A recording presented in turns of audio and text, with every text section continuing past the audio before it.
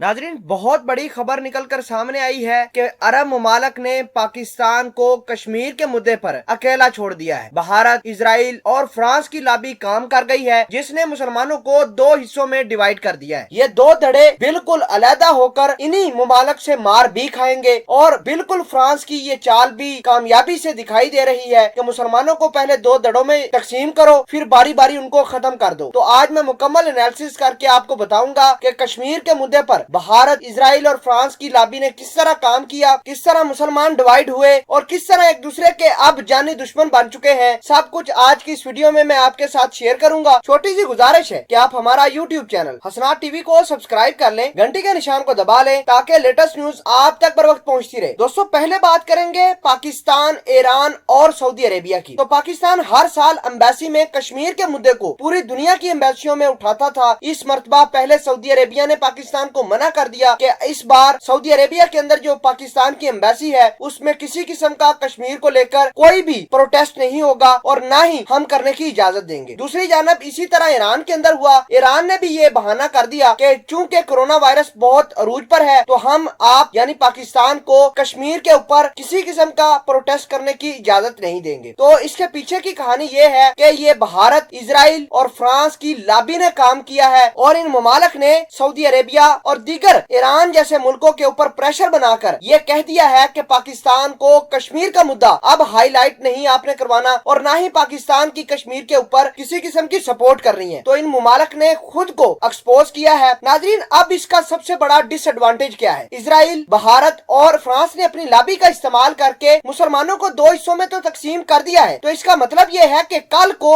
ये पाकिस्तान के खिलाफ भी यही ममालक काम करेंगे और यही ममालक इजराइल, भारत, फ्रांस जैसे मुल्क, सऊदी अरेबिया या दीगर ममालक के खिलाफ भी काम करेंगे। यानी ये ममालक एक तीर से दो शिकार करना चाहते हैं, मुसलमानों को आपस में डिवाइड करना चाहते हैं। जिसका पहला एविडेंस मैं आपको ये बताता हूँ कि आज फ्रांस के सदर मैक्रोन ने ये कह दिया है कि बेशक 57 के 57 इस्लामी ममालक इकट्ठे होकर फ्रांस के खिलाफ काम करना चाहें भी तो नहीं कर सकते। फ्रांस इन ममालक, इन इस्लामी मुल्कों के खिलाफ कड़ा एक्शन लेगा। तो जाहिर सी बात है कि जब इस्लाम के मानने वाले आपस में इत्तेहाद नहीं करेंगे तो बाहर से चोर तो आएंगे, मुसलमानों को बाहर से मार तो पड़ेगी। यही वजह है कि फ्रांस के सदर ने पहले इस्लाम के ऊपर उंगली उठाई, फिर मुसलमानों को डिवाइड किया और आज 57 के 57 इस्लामी मुल्कों को धमकियां दे रहा है कि अगर किसी भी इस्लामी मुल्क ने फ्रांस के खिलाफ या फ्रांस के इंटरेस्ट के खिलाफ काम किया तो हम उसके ऊपर चढ़ाई कर देंगे। तो नाजरीन ग्रामी, बताने का मकसद ये है कि कश्मीर का मामला तो बहुत पीछे, कम से कम इस्लाम के नाम पर इस्लामी मुल्कों को आपस में इत्तेहाद तो रखना चाहिए ताकि बाहर से कोई लोग आकर इन मुसलमान ममालक के ऊपर तो अटैक न कर पाए। बहरहाल इन ममालक को चाहिए कि कश्मीर का मुद्दा तो साइड पर रखें, कम से कम आपस में कंसेंसस कर लें और इत्तेफाक राय से आगे बढ़े, वरना ये काफिर मुल्क सारे के सारे मुसलमानों को इसी तरह नुकसान पहुंचाते रहेंगे, इस्लाम को इसी तरह नुकसान पहुंचाते रहेंगे और फिर हम हाथ पर हाथ धरे बैठकर इनका तमाशा देखेंगे।